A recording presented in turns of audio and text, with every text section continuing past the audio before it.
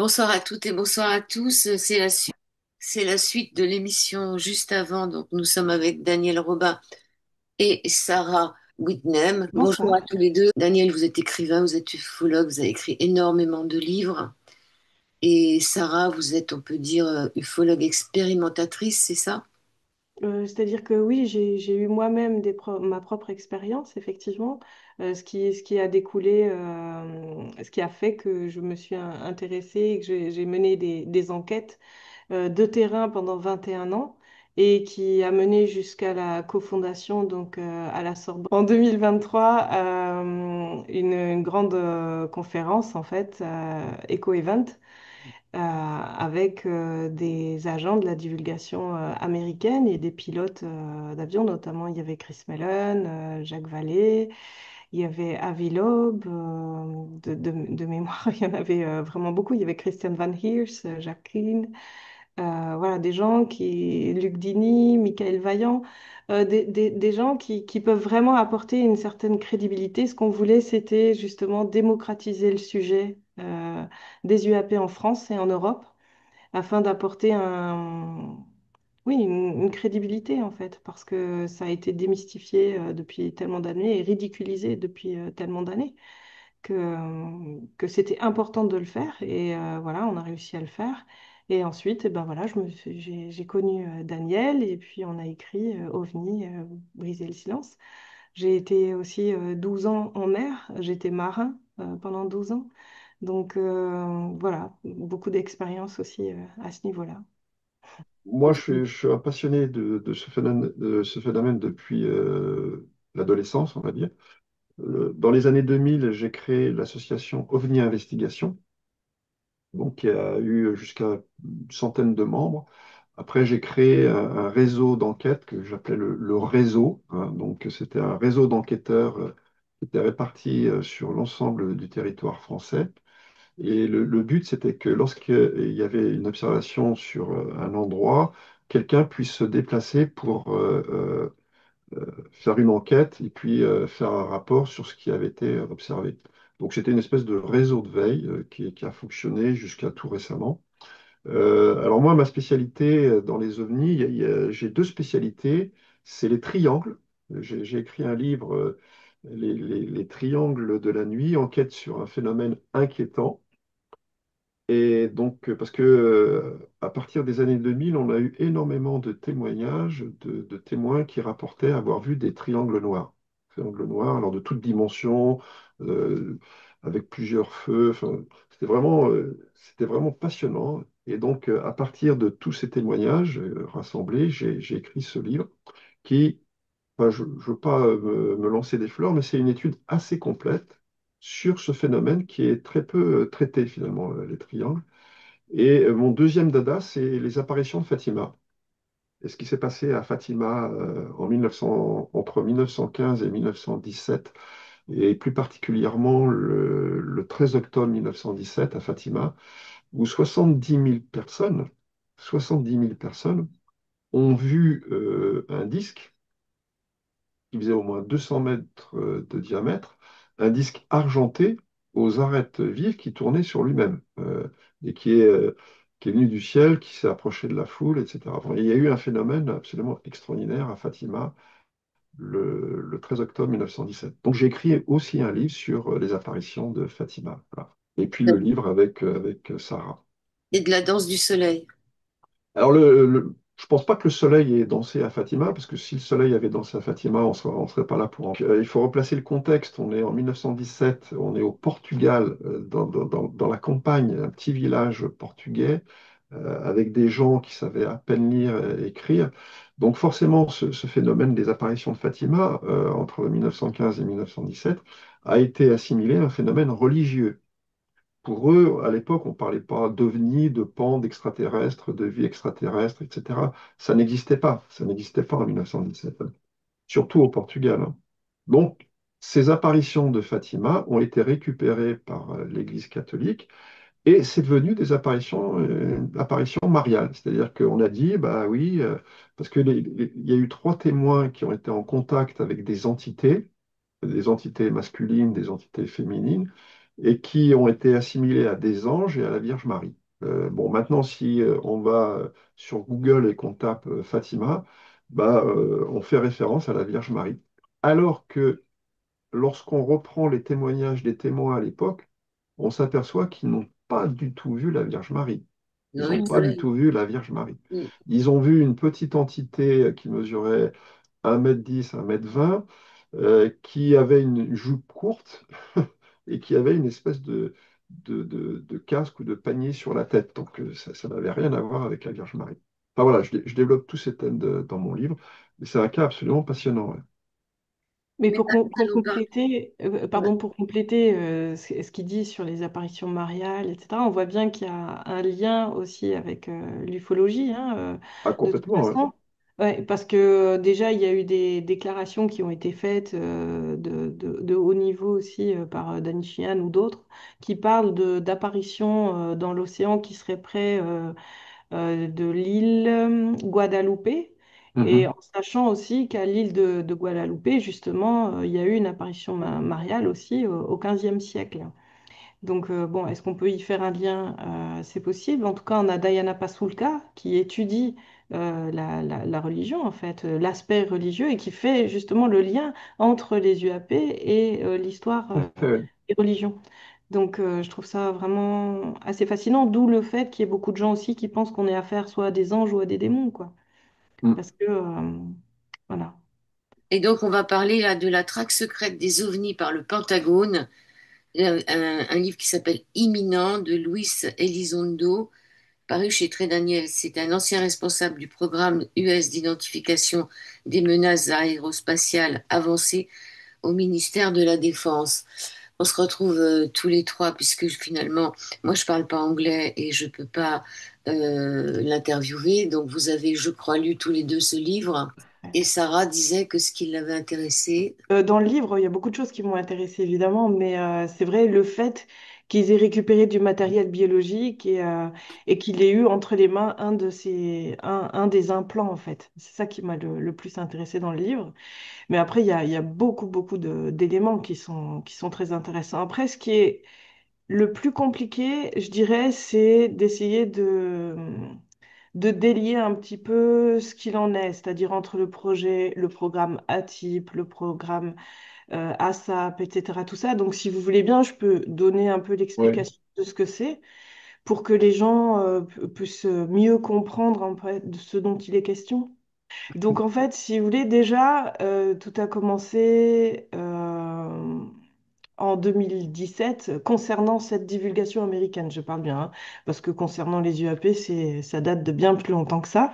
Mais c'est vrai que 2017, en fait, il y a eu la révélation dans le New York Times d'un programme d'études sur les PAN, donc phénomènes aériens non identifiés, parce qu'aujourd'hui, on donne cette appellation plutôt que OVNI, parce que OVNI, c'était objet volant non identifié. Ce moment-là, ce sont des phénomènes aériens ou aérospatiales non identifiés. C'est devenu des phénomènes plus que des objets puisque depuis, il y a eu des études qui ont été faites, notamment sur le Skinwalker Ranch, qui est un laboratoire à ciel ouvert, où effectivement, il y a plusieurs phénomènes qui sont liés euh, à l'objet en lui-même. Et parce que aussi, ils ont la possibilité de pouvoir aller à la fois dans l'espace à des vitesses hypersoniques ou à la fois dans l'eau, etc. Et donc, il y a eu ce programme qui a été révélé, le programme ATIP, qui est un programme d'identification des menaces aérospatiales avancées. Donc, c'est vraiment un programme qui identifie la menace aérospatiale, que ce soit d'un objet ennemi ou justement exotique, donc là, pour le coup, des phénomènes aériens non identifiés, donc le PAN. Et en fait, il y avait aussi un autre programme, ASAP, mais on y reviendra peut-être. Mais ATIP dépend en fait du secrétaire du secrétaire de la Défense. En fait, il relève du secrétaire de la Défense. Et, euh, et Luis Elizondo, donc, en a fait partie à la tête de ATIP et de ASAP, des deux programmes, parce que ASAP, je vais quand même le dire, c'est un programme d'application des systèmes d'armes aérospatiale avancée.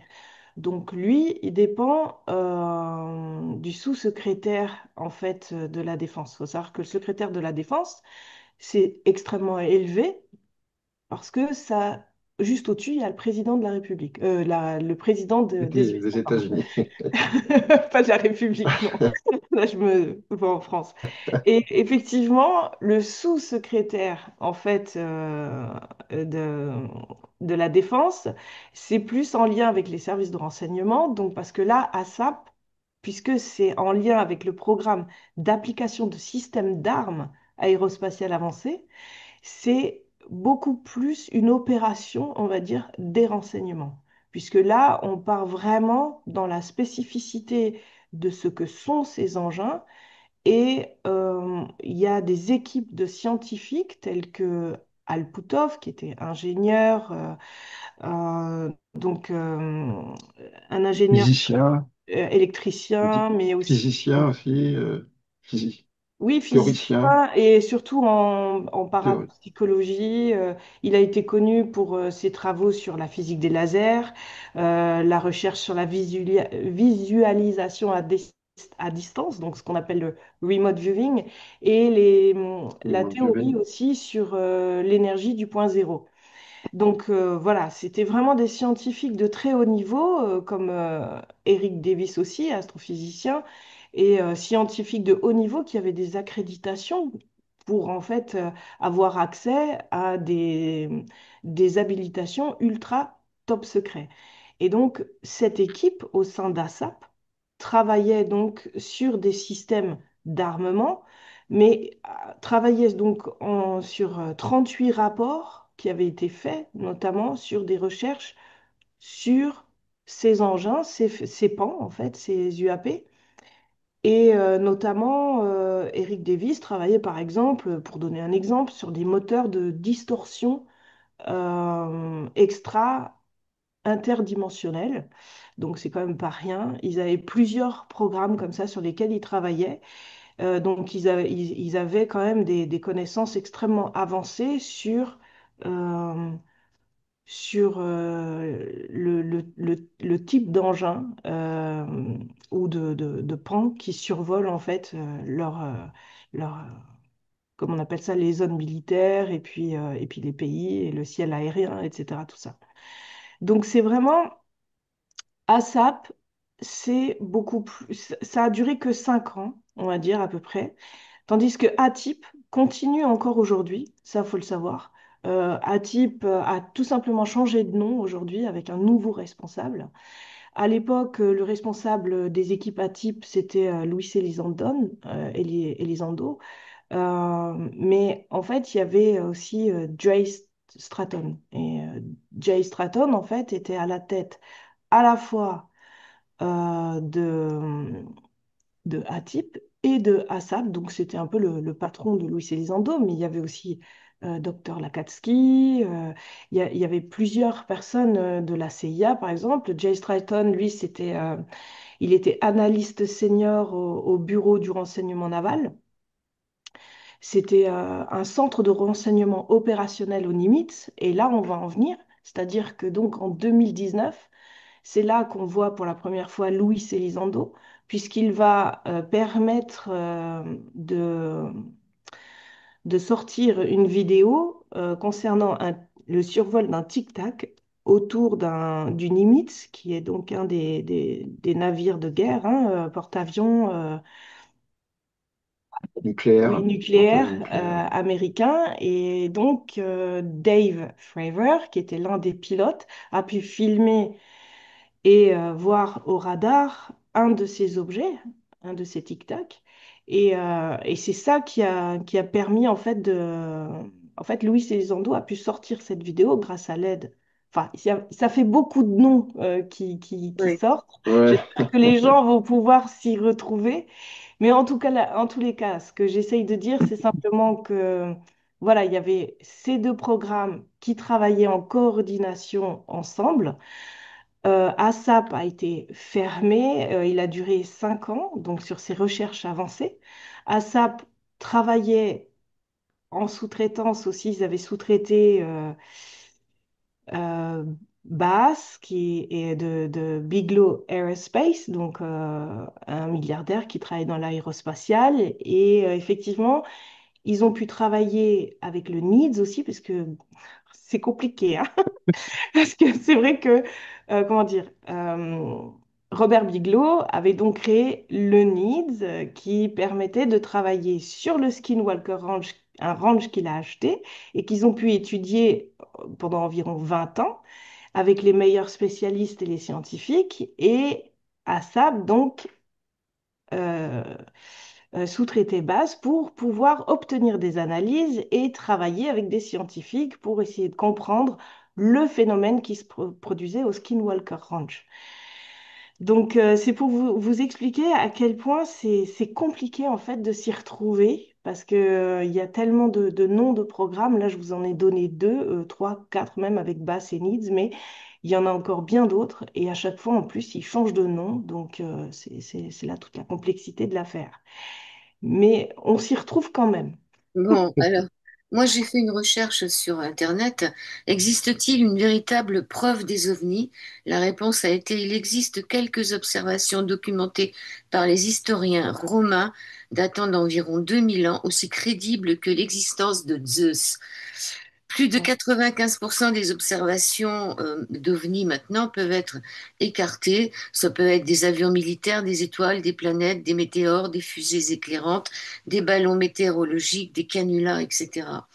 Donc c'est pour dire où est-ce qu'on en est encore en France quand on fait une recherche sur l'existence des ovnis, c'est juste pour rigoler.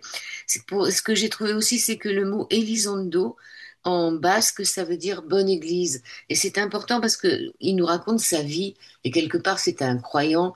C'est un Oui, croyant. Alors, je continue de dire que la préface est de Christophe Melon, un ancien Melon, secrétaire adjoint à la Défense pour le renseignement et ancien directeur de cabinet de la minorité de la commission du renseignement du Sénat. Et lui, il dit que ce fameux Luis Elizondo, c'est un grand homme courageux qui va faire partie des hommes courageux. Parce que finalement, ce qu'on n'a pas dit, c'est que il décide de quitter tout ça pour informer le public. Oui, tout à fait. Donc tout à là, je fait. vous ai parlé des programmes surtout dans lesquels il a fini par travailler. Mais c'est vrai que c'est Jay Stratton qui était donc venu le voir quand il était haut officier des renseignements pour lui demander de participer à ce type de programme, puisque lui identifiait déjà, c'était son job, d'identifier les menaces aérospatiales ennemies, on va dire. Donc, il était le candidat idéal, je pense, pour étudier les PAN, et il lui avait demandé donc de rejoindre ce programme, ce qu'il a fait. Et c'est à partir de là qu'il s'est rendu compte de tous les mensonges, finalement, du fait qu'il y avait un groupuscule qu'il appelle la Legacy Programme, qui empêche toute divulgation sur le sujet. Mais lui, il était choqué, en fait, qu'on puisse cacher de telles choses au peuple américain ou même au monde entier, en fait. Parce que et c'est ce qu'il a, c'est quelque part ce qui l'a poussé aussi à démissionner. C'est toutes les menaces qu'il a subies, toutes les empêchements aussi, parce qu'il essayait d'étudier le phénomène, il mettait en place des plans, etc., afin de pouvoir étudier de plus près le phénomène, mais à chaque fois, il se retrouvait bloqué. C'est-à-dire toute son équipe se retrouvait à chaque fois bloquée, comme s'il y avait quelque chose qui voulait empêcher cette divulgation. Donc oui, quelque part, si on a cette conversation aujourd'hui, c'est grâce à lui. Si aujourd'hui, on parle beaucoup plus des UAP et surtout s'il y a d'autres lanceurs d'alerte, des hauts officiers de haut rang qui prennent la parole aujourd'hui, c'est grâce à lui. C'est grâce à son courage, effectivement. Sans lui, on n'en serait pas là aujourd'hui. Je signale qu'on parle de Louise Elizondo dans notre livre et dans le chapitre que Sarah a consacré aux menaces, intimidations et même tentatives de meurtre. Donc, il y a un paragraphe consacré à Louise Elizondo qui lui-même a subi des menaces, des pressions. On a même contesté qu'il avait été directeur de la ATIP. On a mis en cause sa carrière professionnelle. On l'a presque ruiné. À un moment donné, il vivait dans une caravane avec sa famille. Bon, apparemment, aujourd'hui, ça a l'air d'aller un petit peu mieux au niveau financier. Mais je veux dire, c'est quelqu'un qui a vraiment souffert dans sa chair du fait d'avoir révélé certaines choses à propos des ovnis. Donc, c'est une affaire qui est sérieuse quand même, c'est très sérieux. Alors moi, j'ai beaucoup aimé le livre de Louise Elizondo. J'ai trouvé que c'était un très bon livre qui se lit assez facilement, qui est très intéressant. Et alors, il y a plein d'anecdotes concernant sa vie privée, sa vie professionnelle. Et j'ai trouvé aussi que ce livre avait des accents de sincérité. C'est-à-dire qu'on sent que dans ce livre, Louise Elizondo se livre. Il dévoile certaines choses concernant sa vie privée, sa vie professionnelle, ses relations avec ses collègues, ses relations avec les agences, avec les politiques. Et c'est vraiment un document sur toute on va dire, l'environnement des agences, avec les rapports que les agences ont avec les politiques, le financement de ces agences, etc. Enfin, on est plongé avec Louise Elizondo dans cet univers parfois un petit peu trouble quand même. Parfois un petit peu. Oui. Et Oui, on j'ai peut trouvé pas. vraiment ce livre absolument passionnant, hein. Je le reconseille, je conseille vivement la lecture de ce livre. Et en plus, on apprend des tas de choses parce que, bon, Luis Elizondo, c'est quand même un universitaire qui a fait ses études à l'université de Miami. Il est spécialisé en microbiologie et en immunologie. Et on voit tout de suite dans son livre qu'il a un bagage scientifique assez costaud, quoi. Mm. Mais bon, c'est de la vulgarisation, hein. C'est très abordable, même pour les gens qui n'ont pas une formation scientifique. Oui, alors il y a le rôle de son père, hein, Luis Elizondo III, qui avait combattu avec Fidel Castro, qui l'a très très tôt initié à piloter, à faire plein de choses. C'est-à-dire, le rôle du père est important dans cette Oui, tout à fait, histoire. ouais. Il dit aussi que c'est pas pour des raisons financières qu'il s'est engagé à 20 ans dans l'armée américaine, parce qu'ils étaient pauvres. Et ce qui est étonnant, c'est que son père, il finit ses jours dans une caravane aussi. Et à un Ouais. moment, Luis Elizondo, lui aussi, se retrouve avec sa femme de chien dans dans une roulotte, quoi. Donc il y a plein de choses. Il y a aussi quand il parle de quand sa femme est tombée enceinte, qu'il n'a pas pu rester, etc. Donc c'est vrai que c'est un très beau livre. C'est un document très Ouais. intéressant, ouais. Juste revenir sur un point. En fait, Louise Elizondo explique qu'au départ, il ne s'intéressait pas du tout aux ovnis, hein. Non, C'est c'est C'était tout. ça. vraiment quelqu'un qui considérait les ovnis comme un sujet qui n'était pas sérieux, parce que c'est un scientifique.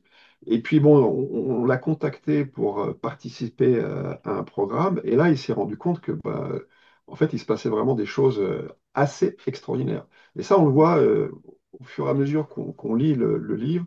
On voit que Louise Elizondo découvre des choses absolument extraordinaires auquel il ne pensait pas du tout avant, quoi. Sarah, Effectivement, c'est comme s'il allait découvrir un nouveau monde, en fait, un voilà, monde auquel il ne s'attendait absolument pas. tout à fait. Et c'est pour ça il a été vraiment choqué par toutes ces informations. Et surtout que lui, qui était spécialisé dans les menaces, justement, aérospatiales ou aériennes, lorsqu'il a découvert aussi l'affaire de Colares, c'est 1977 de mémoire, ou 67. 77-78, Voilà, Colares. c'est ça, Au c'est Brésil, 1970. ça se passe à l'embouchure de l'Amazonie. Tout à fait.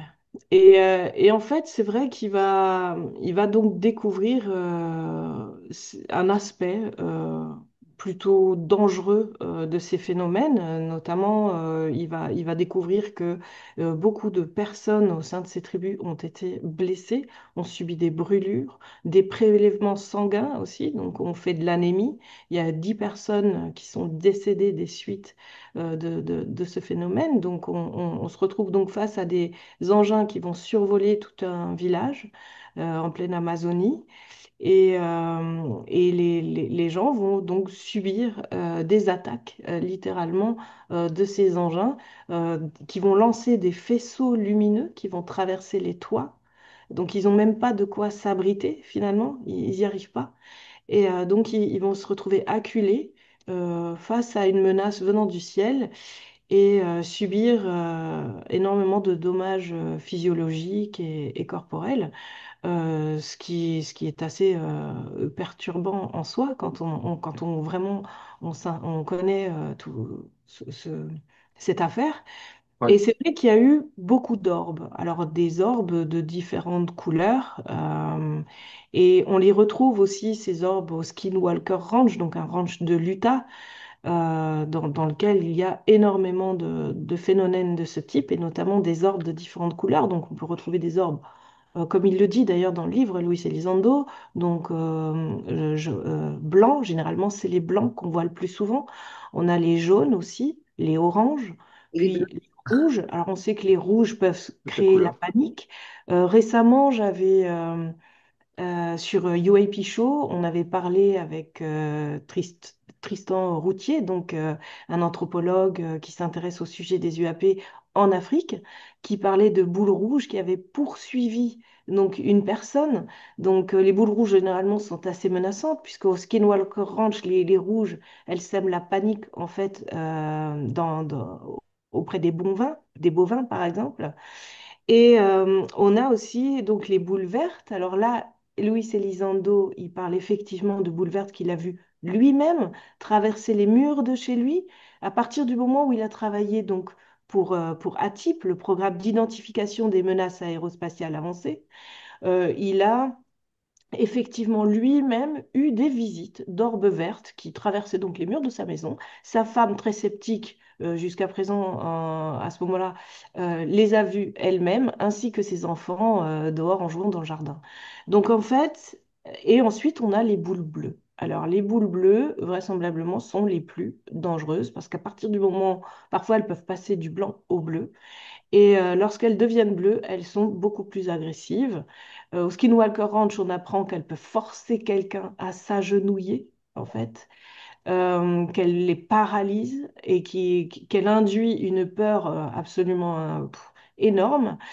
Et ensuite, elle peut aussi générer en fait des propulsions, des radiations qui peuvent endommager les cellules humaines et les tissus humains. Donc, extrêmement dangereux quand même. Donc, faire attention lorsqu'on est face à un de ces engins tout de même. Il dit que les autres membres de l'équipe ont eu aussi des visites et que les effets biologiques se sont étendus au niveau des membres de leur famille. C'est un peu aussi le phénomène autostoppeur. C'est d'ailleurs, il me semble, que je fasse pas d'erreur, il me semble que c'est Jay Stratton qui parle du phénomène autostoppeur et qui l'a peut-être même inventé, c'est-à-dire que quand on se retrouve par exemple face au phénomène, on peut le ramener chez soi. C'est-à-dire que si nous, ça nous est arrivé, moi en tant que personne qui ait vu des objets moi-même, qui ai expérimenté et qui fait beaucoup de terrain, c'est vrai que par exemple au col de Vence, beaucoup des gens de l'équipe avec lesquels je travaille, les ICDV, on s'est retrouvé à ramener chez soi le phénomène. C'est-à-dire, c'est le phénomène autostoppeur, on le prend avec nous.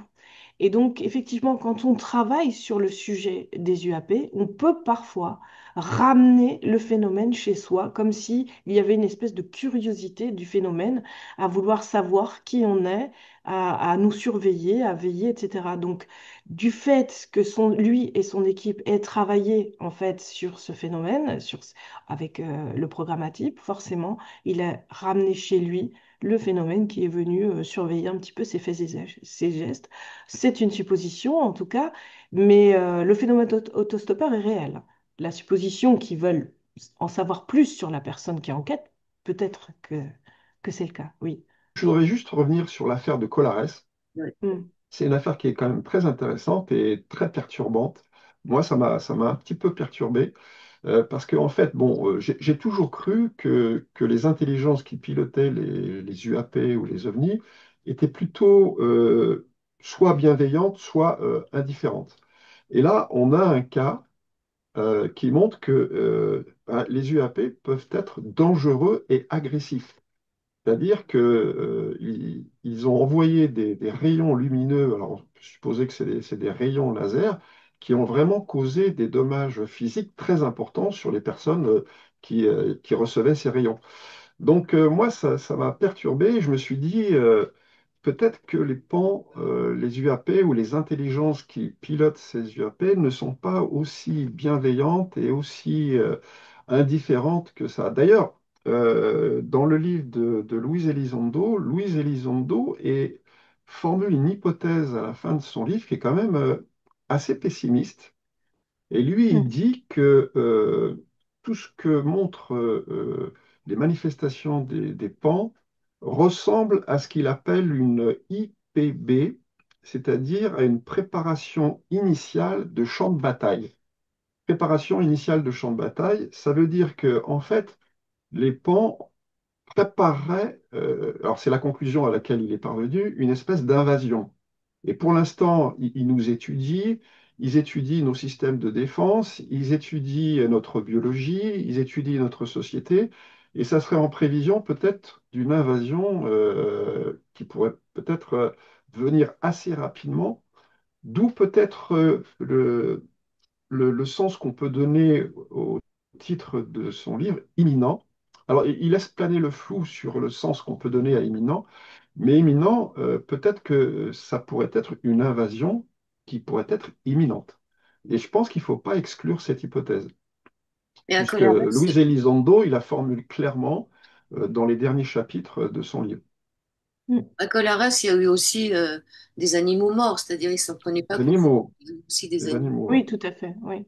Et d'ailleurs, il en parle aussi des mutilations d'animaux et de Mutilation animale, ouais. d'analyses qui ont été faites sur ça. Il parle aussi à un moment donné en Irak, par exemple, je ne sais plus si c'était le matin, il me semble, il avait son café, quelqu'un est venu le chercher pour lui montrer en fait des chars de combat qui ont été littéralement perforés.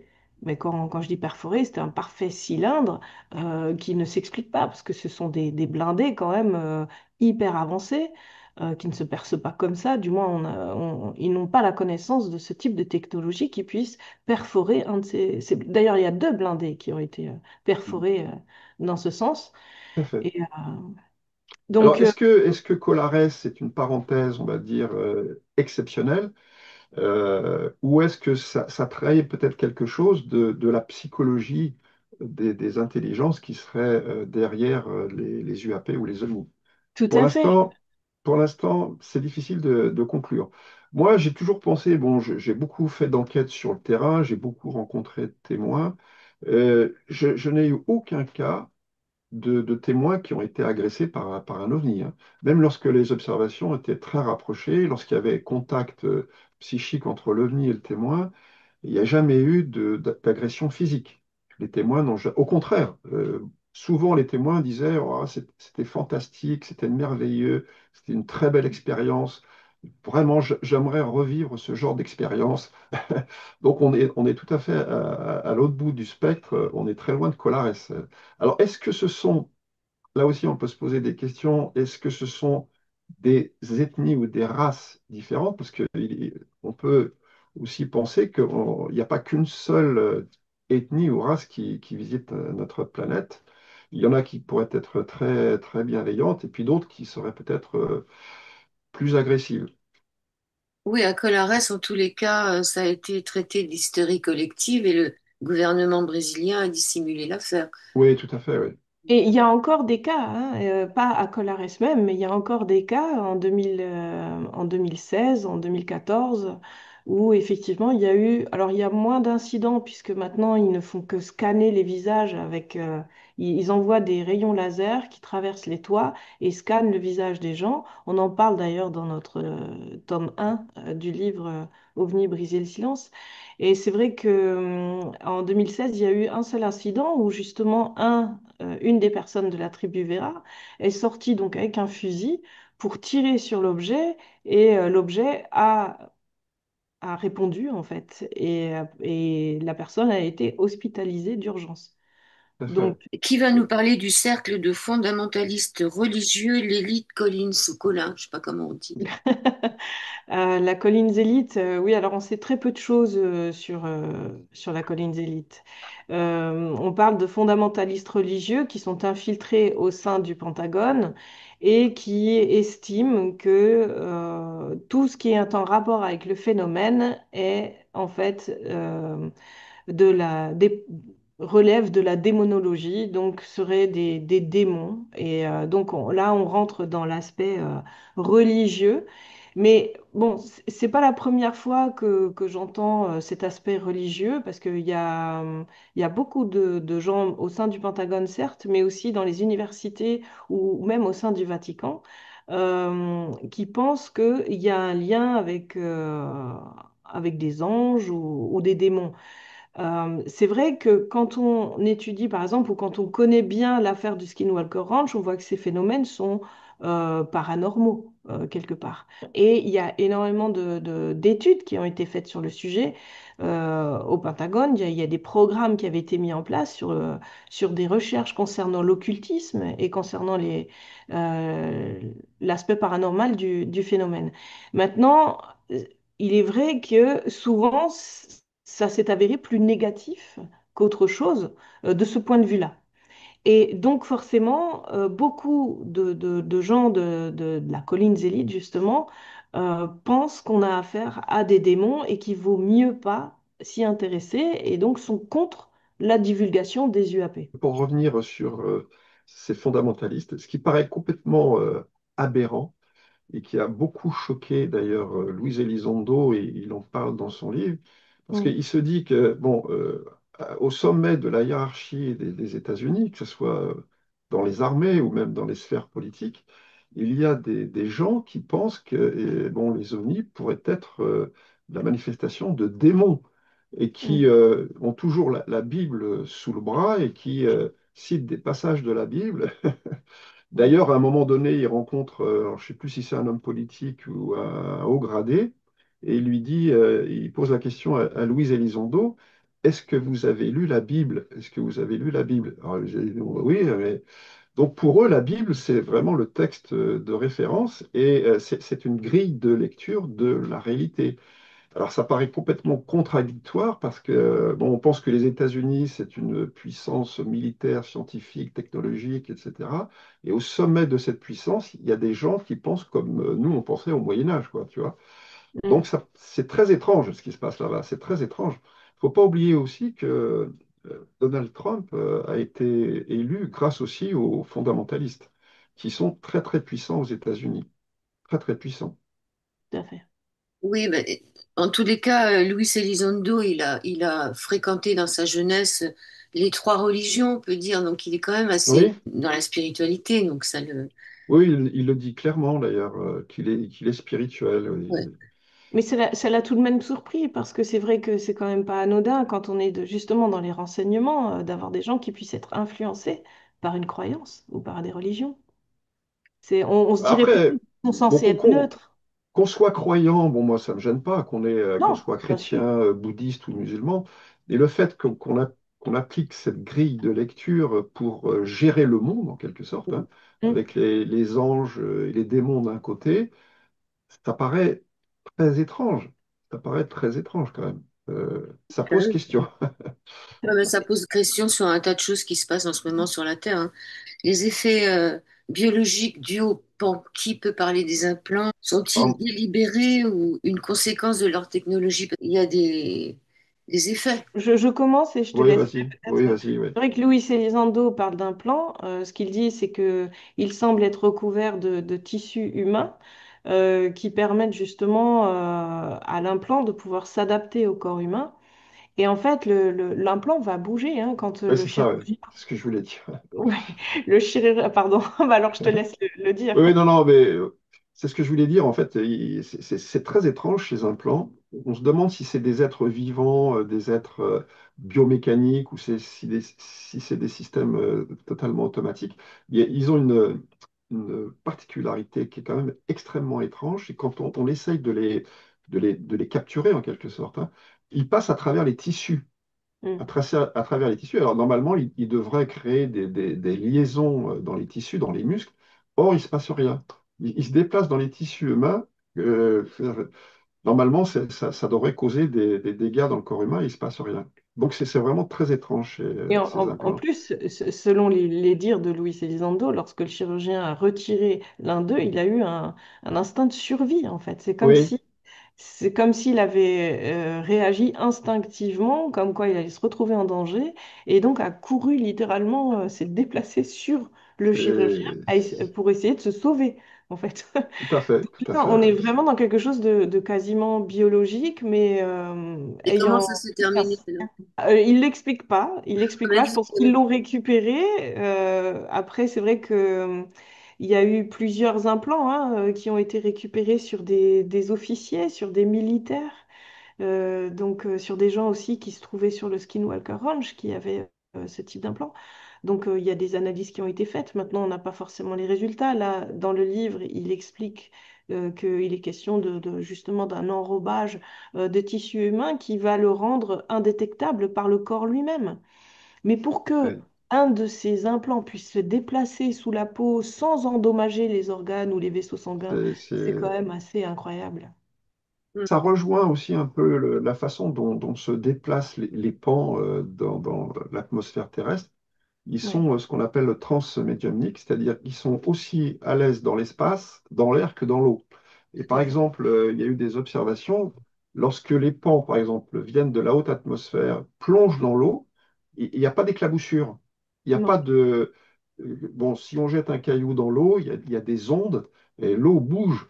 Et là, ils ont observé que l'OVNI, le pan plongeait dans l'eau, paf, et la surface de l'eau restait totalement plane, comme si il était dans une autre réalité que notre réalité physique.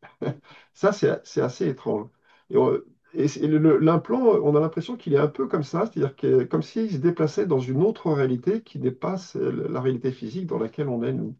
Alors c'est vrai qu'il explique justement que les pans sont hypersoniques, donc ça signifie qu'ils vont à max. 5 Généralement, on va jusqu'à Mach 5, c'est-à-dire 5 fois la vitesse du son, du son, soit environ 6 000 à 6 500 km/h, à savoir quand même que le son, il me semble qu'il va à 1224 km/h. Voilà, 1224 km/h, ouais. c'est ce qu'il dit, Vitesse du ouais. son, ouais. Et en fait, généralement, nous, nos engins, la navette spatiale X-15 dont il l'explique, hein, la navette spatiale X-15, elle peut aller à Mach 5 et généralement, c'est haute atmosphère, c'est pas dans la basse altitude en fait, puisque la basse altitude est beaucoup plus dense. Donc, ce qui fait que, par exemple, là, on parle de Mach 5, mais il faut savoir que les pans, ces objets, ces phénomènes, vont à plus de 17 Mach, donc à 20 000 km/h, et à basse altitude, et ne sont pas Ouais, du c'est tout vrai. impactés, comme le disait Daniel, par l'eau, par la densité de l'air, etc. Tout ça. Donc là, c'est énorme au niveau de la force G générée. En fait, c'est vrai que quand on se retrouve, si un avion conventionnel allait à cette vitesse, il serait déchiqueté, littéralement Tout à déchiqueté. fait. Et je ne parle même pas de la personne, du pilote, parce que le pilote, il finirait en bouillie, hein, je vous le dis. Alors, il y a un passage dans le livre de Luis Elizondo qui est très intéressant et qui caractérise les pans. Il appelle ça les six observables. Les Mhm, six observables. Donc, je vais les citer, hein, je lis. Donc, accélération instantanée, vitesse hypersonique, ce que tu as dit, Sarah, donc au moins 20 000 km/h, sinon plus. mhm, Ensuite, faible observabilité. Donc, difficile à observer, les bancs. Ils peuvent être totalement furtifs. Déplacement transmédiumnique, c'est ce que je disais tout à l'heure, c'est-à-dire qu'ils sont aussi à l'aise dans l'espace, sans atmosphère, dans l'air que dans l'eau. Et dans l'eau, ils vont très vite, hein. On a observé des pans qui pouvaient se déplacer à plus de 400 km/h dans l'eau. Plus de 400 km/h. Alors que nos torpilles se déplacent au maximum, je crois que c'est une centaine de kilomètres heure, quoi. mhm. Et donc, le cinquième observable, c'est l'antigravité. Comme s'il maîtrisait parfaitement la gravité, il serait capable d'annuler la gravité. Et enfin, sixième observable, ce sont les effets biologiques sur les corps biologiques. Voilà les 6 caractéristiques décrites par Luis Elizondo dans son livre. Alors, moi, je me permettrais d'en rajouter deux. Ah, en tant oui. qu'expérienceuse, on va dire. D'accord. Je rajouterai aussi polymorphes, c'est-à-dire qu'ils ont la capacité de Oui, pouvoir changer de forme à volonté. Alors ça, c'est quand même assez énorme. polymorphe, c'est vrai. Et je rajouterai l'induction aussi, parce qu'ils sont capables d'induire des émotions auprès du témoin. Donc il y a Oui, une forme d'induction, que ce soit au niveau de la pensée, parce ils peuvent aussi communiquer avec le pilote ou avec le témoin. Et donc il y a aussi cet aspect d'induction. Voilà, c'est les deux tout que à je fait. rajoute. Ouais. C'est bien, ça va m'amener sur le fait que certaines personnes ont eu des lésions cérébrales, la maladie de la substance blanche, et puis qui peut nous parler du striatum qui est surdéveloppé. Peut-être que vous avez un striatum surdéveloppé, Oula. Sarah. Ça, on parle des études qui ont été faites, notamment par Gary Nolan, imminent immunologiste à la Stanford University. Et c'est vrai qu'il a remarqué donc soit une atrophie cérébrale auprès de certains pilotes qui ont été en contact, donc là qui serait proche en fait de la sclérose en plaques, ou l'inverse, c'est-à-dire au contraire une augmentation de l'intuition qui permettrait de pouvoir faire des connexions beaucoup plus rapidement, faire des recoupements plus rapides, etc. Donc là, c'est une glande qui se trouverait donc entre le coudé et le putamen. On en parle d'ailleurs dans notre livre aussi. Et c'est simplement pour dire qu'il y a vraiment les deux aspects. Ça dépend de l'intentionnalité de l'objet ou de la causalité, c'est-à-dire parce qu'il peut y avoir aussi un dommage qui vient de dommages collatéraux, finalement, du fait d'être trop près d'un Ça. engin, mais peut-être tenu à une certaine distance, il aurait peut-être un autre impact. Ou alors, ça dépend vraiment de l'intentionnalité, c'est-à-dire que dans ces cas-là, ce serait intentionnel de la part de l'engin ou des pilotes de ces engins. Oui, alors, dans un de ses chapitres, Louise Elizondo insiste sur le fait qu'il faut éviter de se trouver à proximité d'un pan, non pas qu'il veuille vraiment nous agresser ou nous nuire, mais le système de propulsion du pan dégagerait des ondes, alors des rayons X ou des rayons gamma, qui pourraient être très nocifs pour la santé. Souvent on dit, moi j'aimerais rentrer dans un ovni ou j'aimerais toucher un ovni, je déconseille fortement à ceux qui nous écoutent ou nous regardent de tenter d'approcher un ovni. Ça peut être extrêmement dangereux, extrêmement dangereux. Même pour les Cherokees, parce qu'il dit qu'il y a beaucoup d'Indiens Cherokees qui se Oui, retrouvent. c'est vrai. Ouais. Et tous ceux qui, justement, ont participé au programme secret d'études sur les ovnis, et même Luis Elizondo lui-même, aurait dans ses gènes des gènes de Cherokee. Alors pourquoi les Cherokees? Je ne sais pas. C'est une peuplade d'Amérique du Nord. Alors je crois que c'est ce peuple qui voyait, qui était en contact avec des entités célestes, il me semble. Oui, Mais mais je pense Luis que Elizondo, oui, Oui, je pense que ça a trait peut-être à la conscience aussi, parce que c'est vrai que par rapport à une étude aussi que je suis en train de faire pour le second tome avec Daniel, c'est vrai qu'il y a possiblement aussi un lien génétique vis-à-vis des chamans ou des oui. gens amérindiens. Je te laisse continuer, Daniel. Non, non, tout à fait, non, non, mais tu as tout à fait raison. C'est certainement un peuple qui vivait près de la nature, qui communiquait avec les esprits. Donc, c'est un peuple de chamans. Donc, est-ce que cette dimension conscientielle rentre en ligne de compte dans la perception des pans? Moi, j'en suis intimement persuadé. Ouais. Ouais, ouais. Il y a une dimension conscientielle, ça c'est clair. Oui, D'ailleurs, ils en bon, parlent de plus en on- plus, hein. j'ai écrit un livre avec d'autres auteurs qui s'appelle OVNI et conscience. Donc, Mm. c'est une dimension qu'il ne faut pas évacuer. Mais c'est pas la seule, hein. Et- Alors, moi, je dis souvent, dans le phénomène des ovnis et des pans, il y a pour les boulons, c'est-à-dire que ça peut être très matériel, ça peut être du dur.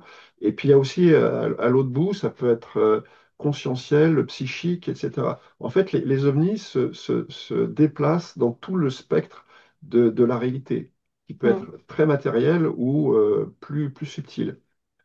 Donc, ce qui fait que c'est un sujet extrêmement intéressant. Au début, il avait travaillé pour la vision à distance, hein, son premier bouquin. Exactement, C'est-à-dire, exactement. il était visionnaire quelque part. Ah, il y a un chapitre que je trouve vraiment très intéressant, c'est le chapitre 16, qui s'appelle le moment AA. Alors c'est un peu étrange comme nom. Et là, en fait, il y a, alors il appelle Al, mais c'est Al Puthoff, qui est physicien, mathématicien, qui expose une théorie pour expliquer la façon dont se déplacent les ovnis. Et j'ai vraiment trouvé ça extrêmement intéressant, puisque ça rejoint aussi nos propres observations en tant qu'enquêteur de terrain. Et lui, il émet l'hypothèse selon laquelle les ovnis, les camps seraient capables de déformer localement l'espace-temps. Non pas, enfin, je veux dire, mais dans un espace circonscrit autour de l'OVNI. Il Ce fait qui une fait bulle. Mhm. une espèce de bulle qui serait une espèce d'univers enfin, en dehors de l'univers dans lequel nous on vit habituellement. Et j'ai trouvé cette hypothèse vraiment extrêmement intéressante et elle est développée, c'est parfaitement compréhensible, hein. Il n'y a pas d'équation mathématique, c'est très bien vulgarisé et je conseille vraiment au lecteur de lire ce chapitre. Il explique beaucoup de choses et notamment les 6 observables que j'ai cités tout à l'heure. Avec la théorie de Alputov, on peut expliquer ces 6 observables. Donc ça me paraît une avancée majeure dans l'explication de la façon dont se déplacent les ovnis. Mhm. À lire donc. Oui, tout à fait. Et par rapport au remote viewing, ce qu'on appelle le remote viewing, donc la vision à distance, c'est vrai que Al Puthoff était donc à la tête du programme Stargate en 1970. Et, euh, et il a travaillé donc avec de très très grands personnages comme Ingo Swann qui était l'un des meilleurs. Il y avait Pat Price aussi. Il y avait plusieurs personnes qui excellaient dans ce domaine. Et la vision à distance en fait a été ensuite militarisée évidemment puisqu'elle était utilisée euh, par l'espionnage. Ils ont dit qu'ils avaient arrêté le programme, mais au final, ils ont continué, ils continuent, puisque c'est Continue, un bien programme sûr. Bien qui sûr, ouais. marche, en fait, ça fonctionne. Et c'est lié à la conscience, justement. Et là, on se rend compte du rôle extrêmement important de Al Puthoff. C'est un Ouais. personnage vraiment extrêmement intéressant. Parce que bon, il est Louis Elizondo le connaît très bien, c'est un familier de Lou, et c'est un personnage qu'on retrouve partout. Il a travaillé pour le NITS, il travaille pour la ATIP, il a travaillé pour d'autres agences. C'est vraiment quelqu'un d'assez extraordinaire, Al Puthoff, hein, avec des compétences dans de nombreux domaines, ouais. Puis il est là depuis le début aussi. Et il est là depuis le début. Alors maintenant, je crois qu'il a plus de 10 ans, Ouais. mais bon, il continue à faire des recherches. Ouais.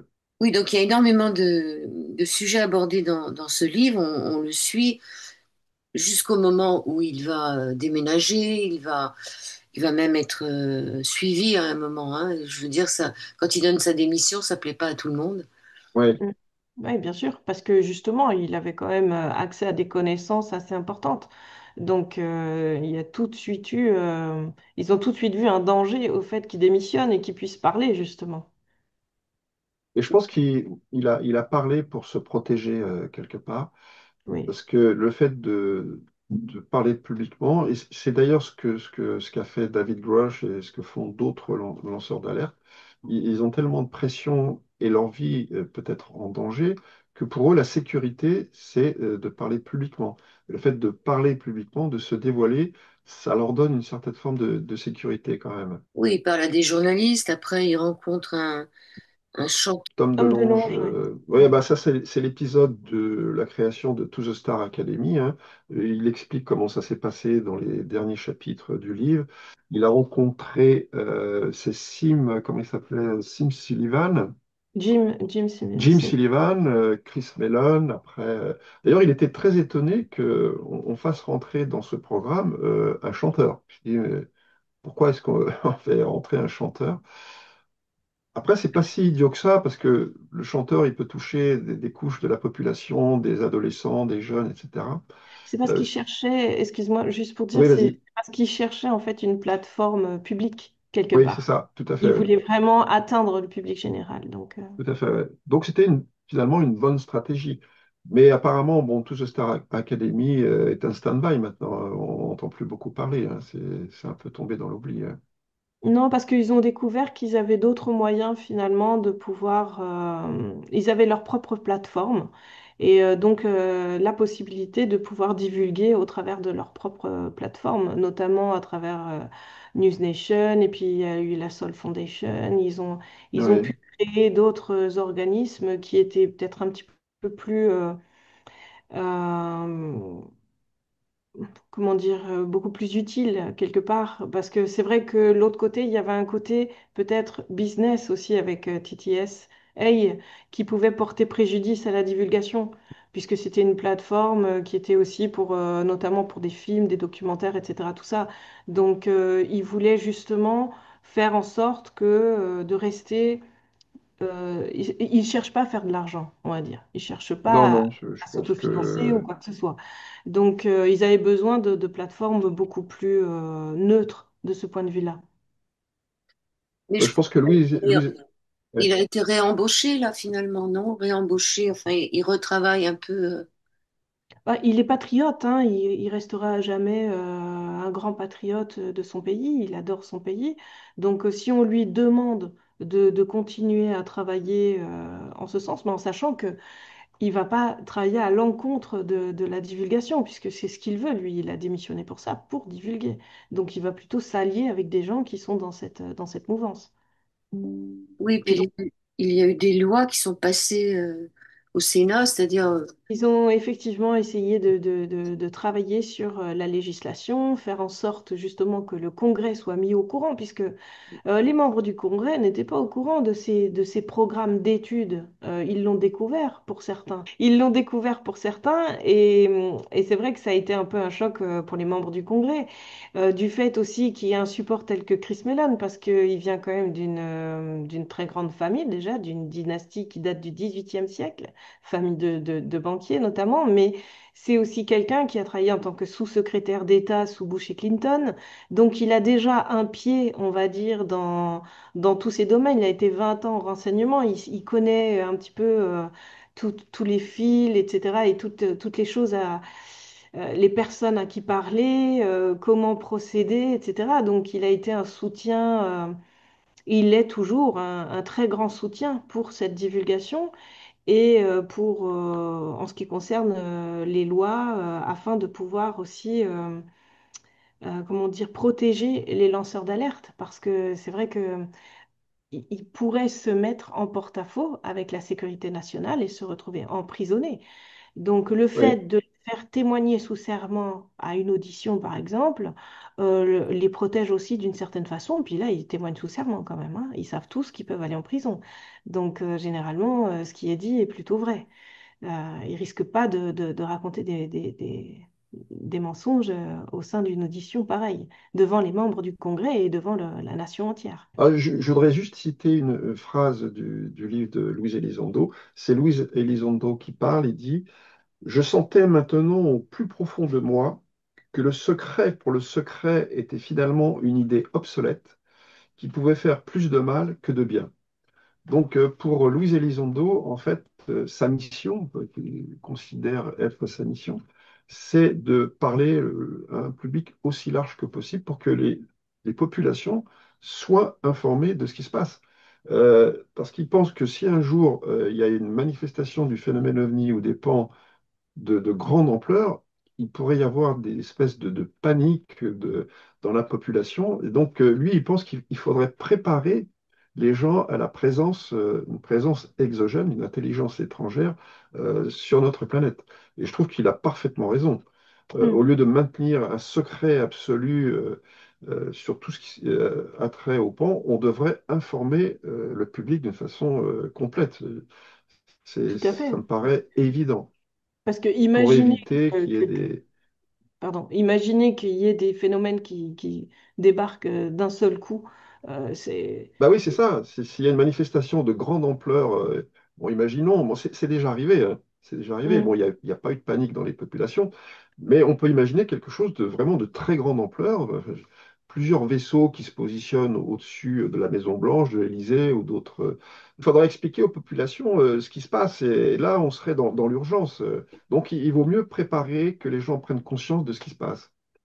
Et aussi, ils ont préféré justement une divulgation diffuse, donc graduelle, plutôt qu'une divulgation frontale.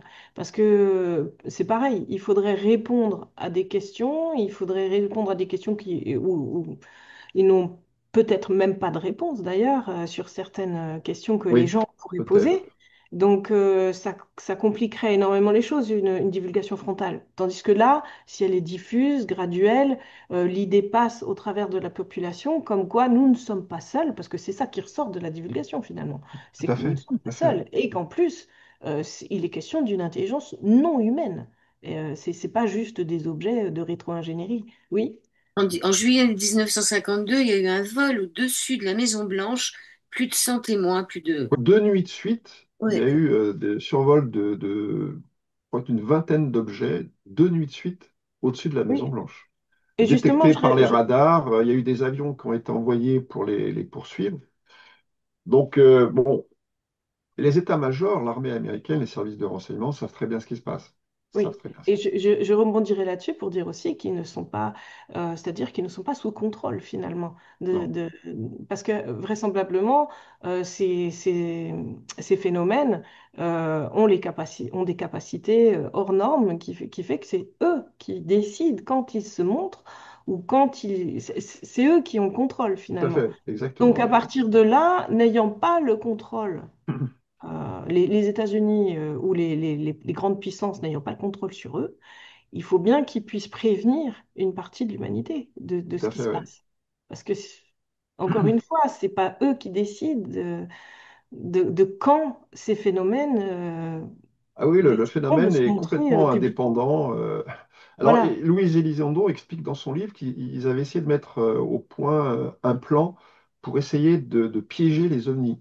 Alors, il avait interloper. remarqué que les ovnis étaient très, très attirés par tout ce qui est nucléaire et par l'eau.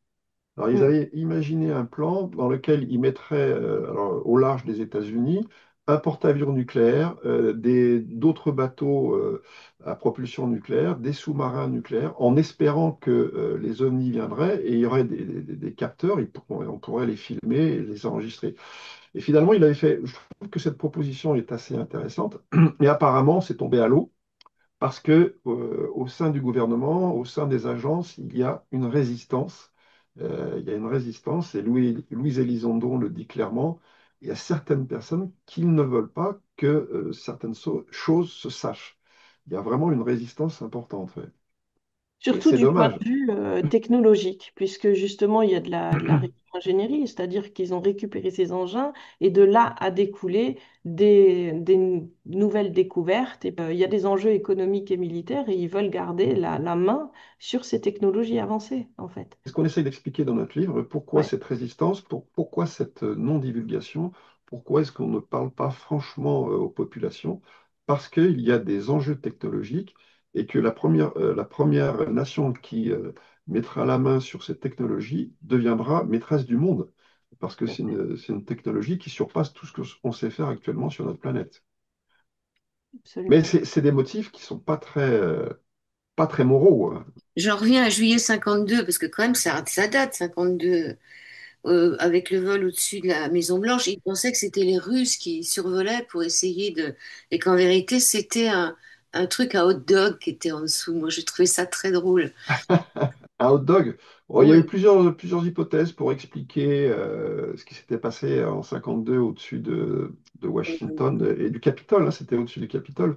Alors, il y en a Oui, qui ont il y en et a de la qui ont dit que maison. c'était une réverbération sur les nuages des lampadaires. Donc, oui, oui, il y a eu toutes sortes d'explications. En fait, ce qui s'est passé, c'est que ça a toujours été, lorsqu'il se passait quelque chose d'assez extraordinaire, il y a toujours des gens qui ont essayé d'expliquer les choses en les ramenant vraiment à un niveau extrêmement prosaïque. C'est ce qu'on appelle la désinformation. Même les témoins ont été discrédités. On a toujours fait, enfin aux États-Unis et même en France d'ailleurs, hein, on a toujours tout fait pour étouffer toutes ces affaires. Oui, Luis Elizondo, il écrit dans le livre d'ailleurs une des stratégies les plus pernicieuses qui consiste à adopter un mantra simple, n'admettez rien, Voilà, niez tout, la vérité doit être soigneusement camouflée. exactement, exactement, c'est ça, c'est ça. c'est triste, hein. Enfin, c'est Oui, vraiment triste. oui, parce que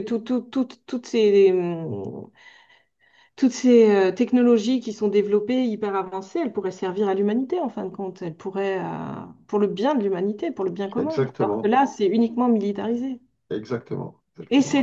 c'est là où je me pose la question, moi, personnellement, c'est que on sait que ces NHI, ces intelligences non humaines, ont la capacité de lire nos pensées, hein, depuis le début des enquêtes sur le sujet, et puis même en tant qu'expérienceur, hein, comme toi, Daniel, on sait qu'ils ont la capacité de pouvoir connaître nos intentions ou même lire nos pensées. On le sait aussi au travers de Dave Fravor, le pilote, Hmm, parce que quand il se retrouve donc à plusieurs kilomètres heure Pas dans son avion juste, de chasse et qu'il se retrouve face au tic-tac qui va anticiper ses mouvements finalement, parce que quand il pense aller à gauche, le tic-tac y est déjà avant lui, et ainsi de suite. Donc ils ont la capacité de lire nos pensées. Et là, on se dit, ce qu'il y a d'étrange, c'est qu'ils offrent en cadeau, parfois c'est pas uniquement des crashs, c'est que apparemment ils offrent en cadeau leurs engins pour que des militaires puissent venir les récupérer. Mais en sachant qu'ils connaissent les intentions de l'armée, pourquoi faire de tels cadeaux dans ces cas-là, sachant ce que l'armée va en faire? Donc c'est aussi, je trouve, assez intriguant de ce point de tout à vue-là. fait, oui. Mais tu as raison, on a l'impression qu'ils savent tout de nous, de Mm. la façon dont notre psychisme fonctionne. Ils devancent nos pensées, ils savent exactement ce qu'on va faire. Et tu cites cet exemple, effectivement. L'OVNI connaissait parfaitement un détail qui était ultra secret, c'était l'endroit où devaient se rallier les avions. Ah, Alors, c'était un programme qui était téléchargé à bord de chaque avion, mais c'était quelque chose qui était ultra secret. Mais l'OVNI le savait. Il avait devancé les avions et il se trouvait exactement à l'endroit de ralliement où devaient se rallier les avions. Alors, tu te dis, mais comment il a pu avoir cette information? Enfin, ça paraît complètement dingue. En fait, on peut rien leur cacher. Ils savent tout de nous. Ça, Et c'est une belle leçon quand même. tout à fait. Et en fait, ils pensent justement, du coup, des gens comme Luis Elizondo ou des renseignements ou anciens militaires pensent qu'il est question de démonstration de force quelque part. Mm. Que ces objets font une démonstration de force, Bah, ils mais l'ont non montré à par plusieurs capacité. reprises, Oui, ils l'ont tout à montré. fait. Avec les missiles nucléaires, si tu veux en Voilà. parler, Daniel. Oui, tout à fait. Bah, on sait très bien que toutes les bases américaines, où il y a des silos, où il y a des fusées qui sont porteuses d'ogives nucléaires, toutes ces bases ont été visitées par des ovnis. Et il y en a, bon, on connaît le témoin, c'est Robert Salah, qui a témoigné en disant que bon, il était dans une de ces bases, et une nuit, il y a 10 missiles qui ont été désactivés en même temps. 10 missiles. Alors que chaque missile a son système électronique, son système électrique, etc. Et ils n'ont pas compris comment ça avait été possible. Ils ont fait des recherches et ça reste mystérieux. Oui, parce qu'il faut un code nucléaire. Ah bah, c'est extrêmement sécurisé. En plus, il y avait une espèce de couvercle en acier ou en béton qui pesait plusieurs tonnes. Le couvercle a volé comme si c'était un fétu de paille. Alors, bah, c'est clair, c'est une espèce d'alerte qui nous dit, faites attention au nucléaire, n'utilisez pas le nucléaire, n'utilisez pas des armes nucléaires. Enfin, le message, il est clair dans ce cas-là. Il ne faut pas être un grand voyant pour piger le message. Oui, mais à la fin du livre, justement, il se pose la question, Luis Elizondo, si vraiment ils sont bien, enfin, ils sont bienveillants ou malveillants, Bienveillant. et il se pose la question pourquoi Oui, il y a eu Hiroshima et tout ça, quoi. Oui, exactement. tout Ouais. à fait. C'est Pourquoi ces ovnis n'ont pas empêché Oui. finalement ces catastrophes nucléaires, en fait? tout à fait. Puis Fukushima, toutes ces catastrophes. Exactement. Et c'est vrai que on peut se poser la question. Ils ont désactivé des missiles dans des bases et ils n'ont pas empêché deux bombes atomiques d'exploser. Alors attention, Alors, ils ont désactivé, mais ils ont aussi activé des missiles. et ils ont aussi activé. En Ukraine, je crois que c'était, hein, il en parle, Ouais, lui, ouais, ouais. Zando. ils ont aussi activé les missiles. Et là, tout le monde était en panique parce que tout à tout de fait. Ouais. suite, ils se sont dit, on entre en guerre. Les Américains étaient vraiment sur le qui-vive à ce moment-là. Donc, il y a aussi ça. C'est pas uniquement Oui, désactiver. alors, Donc, ils ont c'est quand même, montré vraiment les capacités qu'ils ont de pouvoir même eux-mêmes provoquer une guerre. on s'aperçoit qu'aucun système d'armes ne peut leur résister. En Mm. fait, ils sont capables de maîtriser tous nos systèmes d'armes.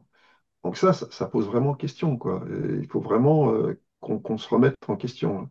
Et c'est vrai que dans ce cas-là, en tant que officier des renseignements comme l'était Luis Elizondo, lui, il voit une menace forcément, puisque Tout à fait, ouais. c'est très stratégique quelque part de faire une chose pareille, de survoler des bases militaires ultra top secrètes, de survoler des manœuvres militaires ou des centrales nucléaires, d'activer, de désactiver des missiles, etc. Tout ça, c'est stratégique. C'est en temps de guerre, généralement, c'est ce qui se passe.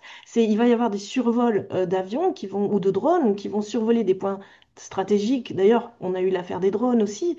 C'est arrivé après la sortie du livre Oui, de... en Oui, 2013 ou mais en 2014. ça Ah avait oui, tu parles commencé. du New Jersey, des Ouais, drones je du parle New de New Jersey. Oui, Jersey. Il d'accord, y oui. a eu, et c'est vrai que ces drones ont survolé justement des ponts, des stations de police, des centrales nucléaires, etc. Tout ça, c'est des points ultra stratégiques dans une future guerre possible. C'est pour ça que Louis le voit de ce point de vue-là, en fait. Tout à fait. Mais les drones, c'est des technologies qu'on a nous aussi, donc ça pouvait peut-être être des drones humains. Il y a des témoignages, j'ai pu discuter avec des gens du New Jersey, honnêtement, il y a certains drones qui dépassent les capacités des drones militaires actuels, hein, puisqu'ils ont changé de forme, certains. On avait donc eu une lumière un père de famille qui est sur la route avec son enfant qui voit une lumière devant lui qui va se diviser en quatre. Il me semble pas que nos drones puissent, ou les drones avancés actuels, ou même chinois, puissent faire ce genre de choses. Donc il y avait un mélange, je pense, des deux. Nous n'avons toujours pas la réponse d'ailleurs de ce qu'étaient ces drones, hein, puisque le gouvernement américain n'a toujours pas répondu. En France, on a eu une vague, alors on a appelé ça à l'époque les Drovni. Les Drovni, c'était en Mhm. 2013 ou 2014. Oui, ça a duré 2 ans. Et pratiquement toutes les centrales nucléaires françaises, toutes les installations nucléaires militaires françaises ont été survolées alors, par des drones. Mais en fait, ces drones, c'était plutôt des ovnis ou des pans, parce qu'on n'a jamais pu récupérer un de ces drones, on n'a jamais pu savoir d'où ils venaient, par qui ils étaient pilotés. Donc Mhm. là aussi, on s'aperçoit que les pans s'intéressent de très près au nucléaire. C'est une préoccupation majeure pour eux, le nucléaire. À juste raison d'ailleurs, à juste titre. Ouais, pour nous aussi. Alors, qu'en est-il donc des présidents américains? Ils n'ont pas tous été au courant, d'après ce que dit Luis Elizondo. En Non. tout cas, Bah, Biden et Trump, ils sont au courant. non, parce que en fait, un président, il a un mandat de 4 ans. Donc, il reste pas dans le temps. Et même s'il renouvelle, c'est pas plus de 8 ans. Donc, en fait, généralement, il débriefe un président, il lui donne très peu d'informations ou le strict minimum. Mais il ne faut pas oublier que au sein, comme il le dit, Louis, il parle de legacy programme, etc. Mais il y a un État dans l'État, quelque part, Ouais, qui gère, en fait, euh, le, le, le phénomène, en fait, qui étudie ce phénomène et qui font de la rétro-ingénierie. Et c'est justement eux qui sont contre la divulgation et donc ils vont pas informer un président qui est là que pour 4 ans de mandat, en fait. Donc, tout à et fait. en plus, la plupart, c'est des anciens militaires, des anciens hauts officiers qui sont à la tête de ce legacy programme. Donc, c'est des gens qui ont perduré dans le temps beaucoup plus longtemps qu'un simple président. Tout à fait. Mais, C'est ce que Edgar Mitchell appelait les gens de l'intérieur. mhm, Lui, il était parfaitement au courant de ce qui se passait. En fait, c'est une organisation qui est au-dessus des lois, qui est intouchable. On connaît peut-être même pas les membres de cette organisation et qui dispose de budgets colossaux, ce qu'on appelle les budgets noirs, et qui finance ce qu'on appelle les projets noirs. C'est, comme tu dis, Sarah, c'est un État dans l'État. Et ces gens sont parfaitement intouchables. Et c'est eux qui maîtrisent la communication, finalement. oui, parce Et qu'ils c'est ont eux leur qui résistent à la divulgation. C'est eux qui résistent. Pour quelle ils ont leur... raison? C'est pas les Collins dont on parlait tout à l'heure. Oui, en plus, Bah, ouais. certains d'entre eux peuvent l'être aussi, ou peuvent aussi être en lien avec cet état dans l'état, ça, oui, certainement. Oui, parce que Luis Elizondo dit à un moment qu'il avait des gens qui travaillaient dans ses propres programmes, qui faisaient partie de ce groupement, donc ils sont Tout à partout. fait, tout à fait, ils sont Ils sont partout. Ouais. infiltrés partout parce qu'ils ont déjà leurs propres services de renseignement qui sont infiltrés au Pentagone. Ils ont leurs propres militaires aussi et ils sous-traitent au travers de sociétés écrans pour faire transiter l'argent, pour pas qu'il y ait de traces finalement, afin que le Congrès américain s'y perd finalement et ne puisse pas retracer les finances. Et en fait, Luis Elizondo, il en parle à un moment donné que, par exemple, il y a des matériels biologiques qui ont été récupérés et qui vont être dans diverses sociétés différentes, pas dans les mêmes. On- Exactement. Justement, je pensais à ça, à Vas-y, cette preuve. vas-y, Non, non, non, justement. mais vas-y, je recherche le nom des sociétés. Je crois qu'il y avait Food and Trust. Il y a même Monsanto aussi qui, à un moment Oui, donné, Monsanto, ouais, qui aurait ce qui est assez récupéré. alarmant, quand même, c'est assez Il n'y a bizarre. pas que du matériel, puisqu'il y a même des morceaux de corps humain, enfin de corps non Du humain. matériel biologique, oui, tout à fait. Oui, c'est ça, le matériel biologique. Oui, justement, ils en ont récupéré Qui traîne et dans ils des les ont frigo. placés dans divers endroits. C'est pareil, à un moment donné, on retrouve aussi, il parlait d'échantillons de récupération de mutilation de bovins, par exemple, qui se retrouvent Tout à fait, aussi ouais. dans une société annexe. Donc, en fait, c'est vraiment très difficile de retracer où sont placés ces artefacts, ces objets, ces matériels biologiques sur lesquels ils travaillent à l'insu de tous. Oui, en fait, aux États-Unis, il y a beaucoup de sous-traitants, c'est-à-dire Mm. des sociétés privées qui font exactement ce qu'elles veulent, et qui n'ont pas de compte à rendre au public. À partir du moment où ça se passe dans le privé, c'est pas officiel, c'est pas l'État, c'est pas le gouvernement. Donc là, c'est l'opacité totale. Et comme Mm. dit Sarah, très justement, de grandes sociétés comme, bon, bah, c'est toujours les mêmes qui reviennent, hein. Lockheed Martin, Norman. Northrop Grumman. Northrop Grumman, enfin toutes ces grandes sociétés, Douglas Aviation aussi, euh, ont certainement des échantillons d'engins, de pans et qui peuvent étudier et que personne ne connaît, ils ne savent même pas où ils sont. Donc, Mm. alors je recherche les sociétés qui possédaient justement des échantillons d'entités non humaines. C'était très intéressant ce passage dans le livre. En fait, j'ai l'impression que Louise Elizondo sait énormément de choses. C'est vrai que Luis Elizondo, il a eu accès surtout à des rapports, à des vidéos, Ah en fait, oui, d'objets, à aussi des rumeurs ou des conversations en direct, ce qui fait de lui un témoin très important. très Mais je important. Ouais. pense que dans un skiff, par exemple, dans un endroit qui est compartiment, enfin, qui est vraiment scellé, où personne ne peut entendre les discussions, ils appellent ça un skiff. Je pense qu'une personne comme Jay Stratton sera beaucoup plus intéressante puisque Jay Stratton, dans le documentaire Age of Disclosure, a dit qu'il avait vu de ses propres yeux un engin récupéré et des corps, un corps il a vu un corps biologique. Et donc, lui, ce serait intéressant de l'avoir dans un skiff, évidemment. David Gouache aussi, parce que eux sont de première main. C'est-à-dire qu'eux ont Tout à carrément fait. vu directement. Tandis que Louis, c'est de seconde main, ce qu'on dit, puisqu'il a eu accès plus à des rapports et des films et a eu des conversations. Mais pas forcément. Bon, il a quand même eu un implant dans les mains. Mais voilà, il a pas vu de lui-même les corps biologiques. Alors, j'ai retrouvé le passage, c'est page 186 du livre. Finalement, à force d'insister, j'ai appris que des échantillons biologiques non humains avaient été déplacés à de nombreuses reprises et que certains se trouvaient aujourd'hui à Fort Detrick, Detrick très important, dans le Marineland, soit au sein de la Food and Drugs Administration, administration américaine des denrées alimentaires et des médicaments. Donc Ouais. voilà, il donne quand même quelques informations qui sont Ce qui est très assez, intéressantes. ce qui est assez perturbant, parce que food and drugs, dans les médicaments, pourquoi Oui, les matériaux biologiques ouais. d'une, d'une espèce non humaine se retrouvent dans des sociétés travaillant sur les médicaments. Et il parle C'est de pas très, Monsanto aussi c'est après, pas hein. très encourageant quand même, hein. C'est Non, pas du très, tout. c'est C'est un peu, c'est- c'est c'est même très assez inquiétant. très inquiétant, voilà. très inquiétant. Et en France, alors on en est où? On n'a absolument pas de... Voilà. Alors moi, j'ai lu le livre enfin, en diagonale de Sylvain Maisonneuve, qui a aussi écrit un livre récemment. Il explique ce qui se passe dans les milieux politiques français, même dans les milieux de l'armée, c'est pire qu'aux États-Unis, hein. Les politiques français ne s'intéressent pas du tout à la question.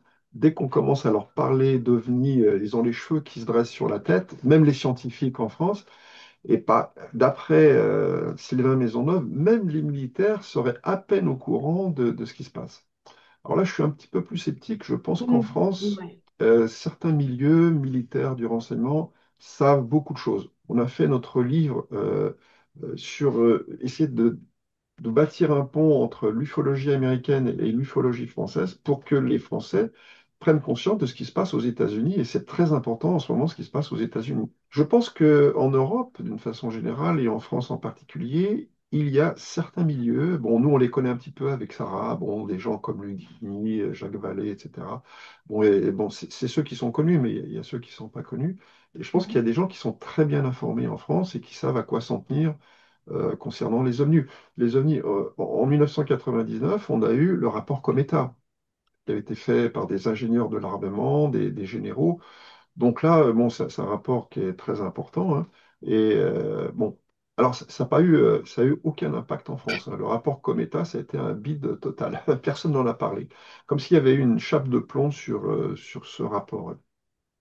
Et en France, je pense que de toute façon, à partir du moment où il y a des phénomènes aériens qui vont survoler l'espace aérien, c'est considéré comme une menace automatiquement. Donc forcément qu'il y a des recherches qui sont faites et des données sur le Bien sujet. sûr, ouais.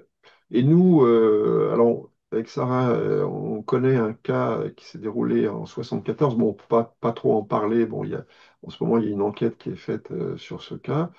Donc, il concernerait un porte-avions français, des croiseurs français, même un sous-marin nucléaire français Mhm. en Bretagne, dans la baie de Douarnenez, je crois. Douarnenez, ouais. Donc, les militaires français savent exactement ce qui se passe. C'est-à-dire qu'il y avait plusieurs triangles, dont un cylindre qui s'est retrouvé au-dessus de... Un phénomène absolument extraordinaire. Voilà. Vraiment, quand on nous a parlé de ça, ça a été vraiment. Mais là, Mm. bon, là, c'est la chape de plomb complète. Là, pour avoir des infos sur ce cas, c'est extrêmement difficile, hein. Ouais. Peut-être qu'un jour, ça sortira, le public sera informé Donc je pense que certains généraux doivent être au courant parfaitement, ouais, de parfaitement beaucoup informé. de choses. Mm. Je crois qu'en Italie, il y a pas mal d'ufologues aussi, hein, si c'est un endroit où ça bouge bien.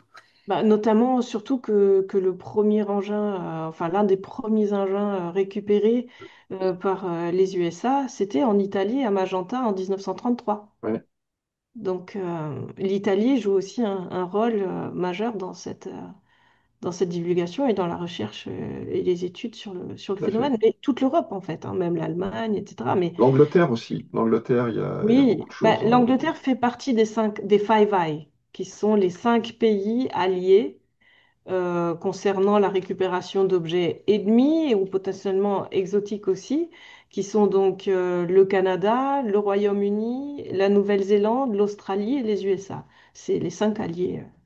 Donc l'Australie est au fait très certainement aussi, L'Australie ainsi que le aussi, hein. Canada. Ouais. Est-ce qu'on a la même chose en Russie, en Chine? Enfin, est-ce que ça bouge dans les autres pays? En Russie, ils sont très bien informés aussi. Il y a des groupements ufologiques. En Chine, il y a des associations ufologiques très importantes. Et tout ça est très contrôlé par le gouvernement chinois. Oui, oui, on ne peut pas faire l'impasse sur ce phénomène. C'est un phénomène mondial. Il se balade au-dessus des villes, des sites sensibles nucléaires. On ne peut pas ignorer ce phénomène. Et Et là, c'est des gens au Parlement japonais, par contre, au Japon en ce moment même, qui s'intéressent au sujet et qui ont fait une audition récemment en visio avec des lanceurs d'alerte et Roscoultard, etc., parce qu'ils prennent ça beaucoup plus au sérieux au Japon, tout à par fait, exemple. oui. En ce moment, ils sont très impliqués. Bon, en tous les cas, ça a commencé en 33, donc on va bientôt atteindre les 100 ans, donc ça nous rassure quelque part parce que on est toujours là. L'aventure continue, hein, l'aventure continue. Donc, Sauf que là, ça fait plus de 8 ans maintenant, cette divulgation. Donc là, ils lâchent pas le morceau, hein. Il y a vraiment une envie de divulguer sur le sujet, du moins de prévenir la population qu'il y a ces engins, qu'ils ne sont pas humains et qu'il y a des programmes secrets qui ont travaillé sur la rétro-ingénierie. Ils veulent qu'on le sache à l'heure actuelle mondialement. ça fait, ouais. Qui veut qu'on le sache, les ovnis ou les autorités? C'est la question. Je pense que c'est peut-être justement ces lanceurs d'alerte, ces gens-là qui veulent qu'on le sache pour éviter une divulgation catastrophique, comme on l'a expliqué tout à l'heure, du fait que ces ovnis puissent se montrer du jour au lendemain ou ces UAP puissent se montrer du jour au lendemain et créer une panique générale en fait dans le monde. Donc là, il y a vraiment une Mais volonté d'informer les masses. Oui? on s'aperçoit que c'est quand même très, très difficile d'informer le public et que, il y a beaucoup de sphères, notamment la sphère politique, la sphère scientifique, même peut-être les militaires, qui résistent. Moi, je connais des tas de gens, bon, c'est des gens qui sont rationnels, ça, c'est des scientifiques. Dès que tu commences à aborder ce sujet, même encore aujourd'hui, ces gens ne prennent pas ce sujet au sérieux, du moins en France. Même parmi un public non averti, dès que tu commences à parler de ce sujet, bah, c'est un petit peu difficile, hein. Donc il y a un boulot énorme à faire d'information. Euh, Mais c'est pour ça qu'ils parlent ils passent par justement des officiers de haut rang pour divulguer, et voilà, de grands scientifiques afin d'apporter une voilà une crédibilité. crédibilité, tout à fait. Voilà, Ouais. Voilà. c'est ça. Il faut qu'il y ait que des gens qui ont une certaine notoriété au niveau scientifique, au niveau politique, se lancent et disent voilà ce qui se passe et qui commencent à parler. Sans ça, les gens resteront dans le déni, ce qui est dommage, hein. Parce que nous, bon, on est des ufologues, on écrit des livres. Moi, j'étais président d'une association ufologique, on a fait des enquêtes, etc. Mais ça, au final, ça n'a pas un impact extraordinaire, hein. Combien de gens lisent les livres sur les ovnis? Je pense que bon, le livre hein, il semblerait que les 500 premiers exemplaires aient été vendus. On va faire une réédition, donc ça va faire 1000 exemplaires, peut-être 1500 exemplaires. C'est pas énorme non plus, hein. Euh, On est une minorité, au final, il y a quand même on une est une minorité de minorité, ouais, personnes. Ouais. C'est pour ça qu'ils ont passé tout à justement fait. par des officiers de haut rang, afin d'essayer justement Bien d'apporter sûr, cette crédibilité et cet impact médiatique. Et encore, eux-mêmes se retrouvent dans la difficulté puisqu'ils sont sans arrêt contrecarrés par de la désinformation. Dès en qu'ils font plus, une en simple plus, ouais. erreur, ils sont mis au pilotis. Donc, c'est extrêmement Au complexe pilori, oui. même pour eux, en fait. Au pilori, pardon. Euh, Au ouais. pilori, oui. Piloti. Mais oui, enfin, c'est terrible, en fait. Donc, Non, mais c'est pas gagné, hein. Franchement, non. il faut y Non. croire, hein. Il faut vraiment avoir la foi pour. Il faut espérer que ce soit pas trop imminent quand même, hein. La traque secrète des ovnis par le Pentagone, imminent, de Luis Elizondo, c'est publié chez Très Daniel.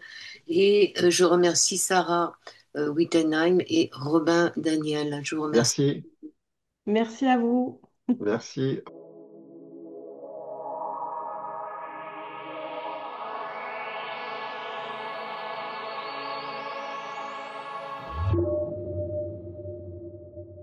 Oui, Ouais, ouais. oui, pas On de dit jamais 203, donc on en fera une troisième avec Daniel. bientôt. Au revoir. Au revoir.